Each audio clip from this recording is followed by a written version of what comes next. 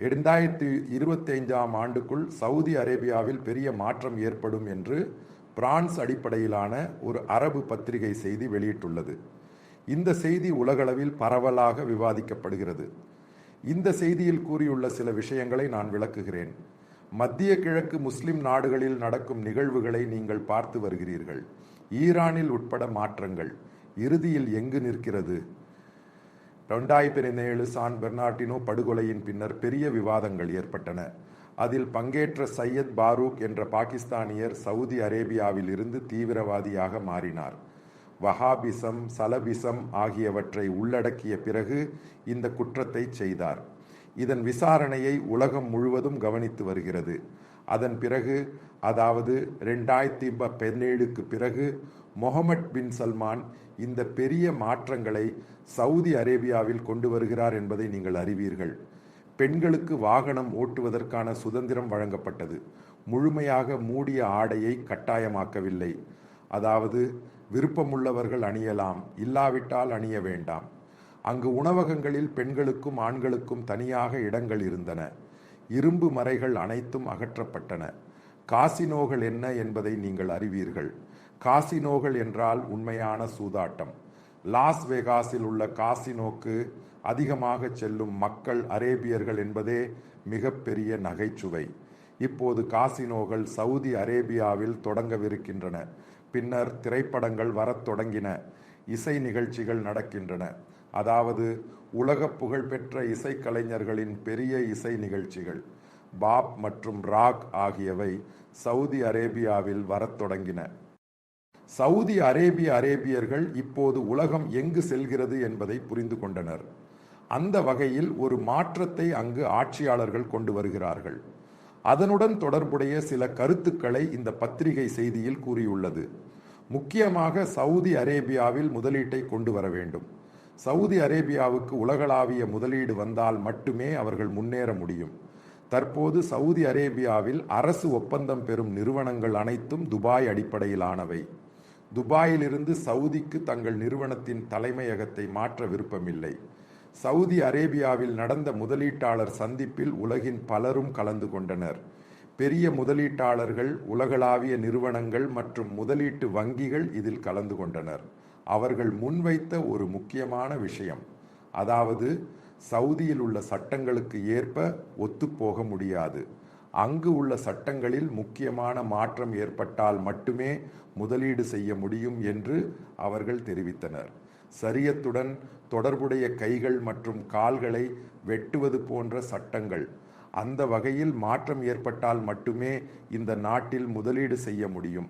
பல இந்தியர்கள் சவுதி அரேபியாவில் சரியத் சட்டப்படி வழக்குகளில் சிக்கியுள்ள செய்திகளை நீங்கள் பார்த்திருப்பீர்கள்.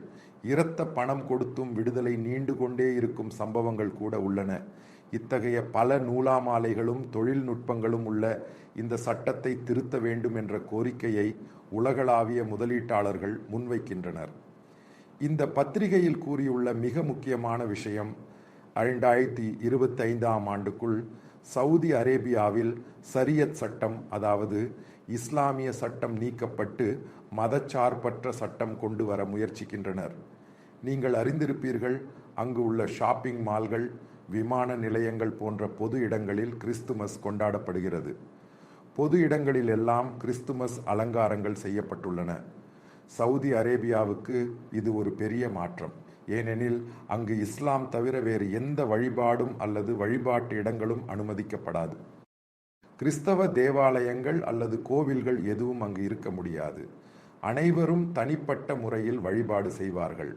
ஆனால் புதிய சட்டத்தின்படி அங்கு பிற மதங்களையும் ஏற்கின்றனர். அவர்களுக்கும் பொது இடங்களில் திறந்த வெளியில் வழிபாடு செய்ய அனுமதி வழங்கப்படுகிறது.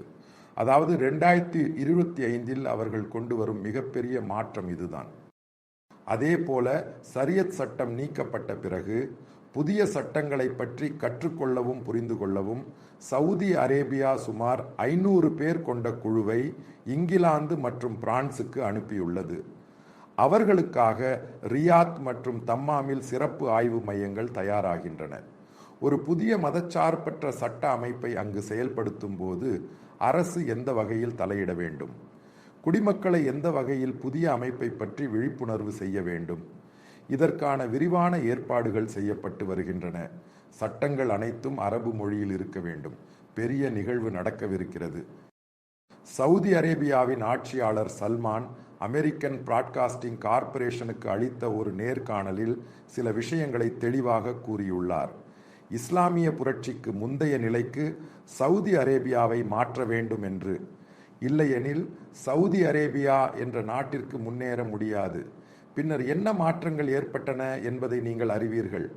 எண்ணெய் மற்றும் பிற எரிவாயுக்கள் காரணமாக செழிப்பான நாடு சவுதி அரேபியா. பொருளாதார ரீதியாக அந்த நாடு மிகவும் முன்னேறியுள்ளது. ஆனால் இந்த செல்வத்தை சரியாக பயன்படுத்த அந்த நாட்டிற்கு முடியாதது இந்த இஸ்லாமிய சட்டங்கள் உள்ளதால் தான். சரியாக வங்கி நடத்தி வட்டி வசூலிக்க முடியாது. அமைப்பு சார்ந்த வரி வசூல் சாத்தியமில்லை. நவீன பொருளாதாரத்தை வலுப்படுத்தும் பல விஷயங்கள் சாத்தியமில்லை. அங்கு மதுபான விற்பனை நிலையம் உள்ளது.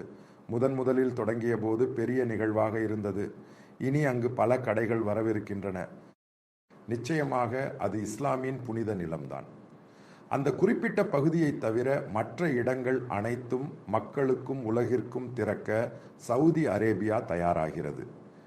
அதாவது சுற்றுலா உள்ளிட்ட விஷயங்களில் உலகளாவிய முக்கியத்துவம் வாய்ந்த நாடாக சவுதியை மாற்ற வேண்டும். இல்லையெனில் மத தீவிரவாதத்துடன் அந்த நாடு முன்னேற முடியாது.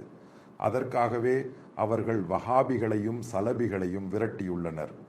பத்திரிகையின் செய்திப்படி மற்றொரு நிகழ்வு விடுமுறை நாளை பற்றியது.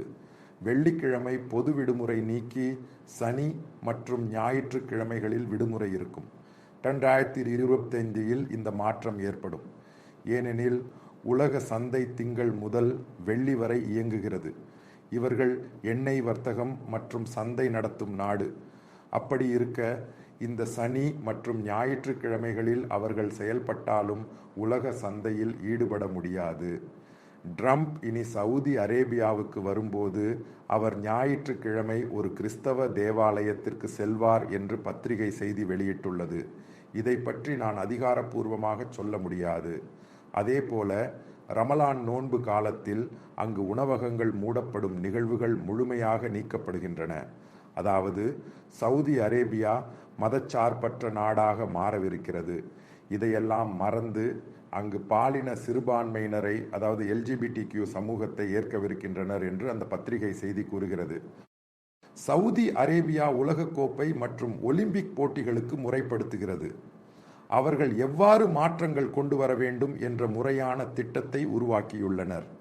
அதாவது 2025 மாற்றங்களை செய்து முன்னேற்றம் அடைந்தால் இந்த நாட்டை உலகம் முழுவதும் ஏற்றுக்கொள்வது மட்டுமே சாத்தியமாகும்.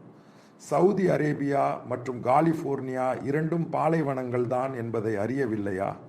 சவுதி அரேபியாவை காலிபோர்னியாவை போல மாற்றுங்கள். லாஸ் ஏஞ்சல்ஸ் சினிமா, பொழுதுபோக்கு, காசினோ, லாஸ் வேகாஸ் ஆகியவற்றை உடனடியாக சேர்த்து புதிய அரசை உருவாக்குங்கள். சவுதி அரேபியாவில் பணத்தை செலவழிக்க வழியில்லை. அங்கு வேலை செய்து சம்பளத்தை பெறும் மக்கள் பணத்தை முழுவதும் சேமிக்கின்றனர். ஏனெனில் அங்கு செலவழிக்க வழியில்லை. அங்கு வெளிநாட்டவர்களால் சேமிக்கப்பட்ட பணம் முழுவதும் அவர்களின் சொந்த நாட்டிற்கு அனுப்பப்படுகிறது. அங்கு வேலை செய்து பெறும் பணத்தை அங்கு செலவழித்தால் மட்டுமே உள்ளூர் பொருளாதாரத்திற்கு பயனுள்ளதாக இருக்கும். அதே போல அவர்கள் தங்கள் குடிமக்களின் வாய்ப்புகளை அதிகரிக்க முடிவு செய்தனர். அங்கு உள்ள இளைஞர்களுக்கு விழிப்புணர்வு ஏற்படுத்தி அவர்களுக்கு தங்களுக்கு உரிய வேலைகளை வழங்குகின்றனர். அதாவது பெண்களுக்கு கூடுதல் சுதந்திரத்தை வழங்குதல், அதிகமான இளைஞர்களையும் பெண்களையும் அதிகாரம் அளித்தல். சவுதி அரேபியாவை உலக சுற்றுலா மையமாக மாற்றவும். அதன்போது உலகின் கவனத்தை ஈர்க்க இந்த மாற்றங்களை அவர்கள் திட்டமிட்டுள்ளனர். நீங்கள் அறிவீர்கள், சவுதி அரேபியன் ஏர்லைன்ஸில் மது பரிமாறப்படுவது இல்லை. ஆனால் விரைவில் நீங்கள் அதை எதிர்பார்க்கலாம். சவுதி அரேபியாவில் பன்றி இறைச்சி விநியோகம் செய்யப்படாது. ஆனால் அமெரிக்க முகாம்களில் அது கிடைக்கும். அதில் மாற்றத்தை எதிர்பார்க்கலாம். சவுதி மிகப்பெரிய உலக சாத்தியத்திற்கு நகர்கிறது. இந்த செய்தி இந்தியாவில் உள்ள தீவிர முஸ்லிம் மதயாத ஸ்திதிகர்களுக்கு ஏற்றுக்கொள்ள முடியாது. ஆனால் சவுதி அரேபியாவில் ஏற்பட்டிருக்கும் இந்த மாற்றம் மிகப்பெரிய மாற்றம். ரமலான் நோன்பு காலத்தில் உணவகங்களை மூடுவதற்கு இந்தியாவில் சில இடங்களில் முயற்சிக்கின்றனர். ஆனால் சவுதியில் என்ன நடக்கிறது என்பதை அவர்கள் யோசிக்க வேண்டும். சவுதியில் மதம் சார்ந்த சட்டங்கள் கொண்டிருப்பதாலும் ஊழல் மிகுந்துள்ளது. இதனால் பலரை வெளியேற்றி அவர்களின் பணத்தை திரும்ப பெற்றுள்ளனர். அதாவது புதிய சவுதியை உலகுக்கு முன்னிலையில் கொண்டு வருவது. அதை ஆதரிக்காதவர்களை நிர்வாகம் நிச்சயமாக வெளியேற்றும். சவுதியின் புதிய கொள்கை என்ன? அந்த மாற்றம் உலகமெங்கிலும் பிரதிபலிக்கப்படும். 100% மாறிக்கொண்டு சவுதி அரேபியா பெரிய மாற்றத்திற்கு செல்லுகிறது.